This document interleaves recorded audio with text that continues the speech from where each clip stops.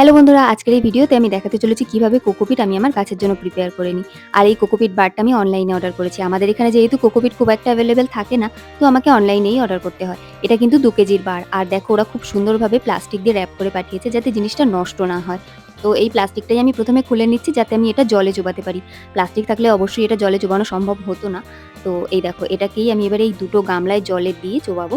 তো ১ম এই রেড গামলাটায় আমি জল নিয়ে নিয়েছি আর তার মধ্যে এটা চুবিয়ে দিয়েছি। আমার প্ল্যান ছিল যে দুটোতে আমি হাফ, হাফ করে চোবাবো যাতে ভালোভাবে এটা ভিজতে পারে জলে। আর এটা যেহেতু খুব তাড়াতাড়ি জল অ্যাবজর্ব করে নিচ্ছিল, তো বারবার জল দিতে হচ্ছিল। আর এটাকে হাত দিয়ে না খুব ইজিলি এইভাবে ছাড়িয়েও নেওয়া যায়।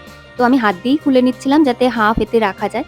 আর এই দেখো এইভাবেই আমি ব্লু গামলাটায়ও বাকি অংশটা দিয়ে দিয়েছি। বাট পরে দেখলাম না জল যেহেতু বারবার অ্যাবজর্ব করছিল আর জিনিসটা অনেকটা বেশি ছিল, তো আমার এই ব্লু গামলায় ওটা ধরছিল না, পড়েও যাচ্ছিল। সেজন্য আমি এই জলের বালতিতেও খানিকটা চুবিয়েছি।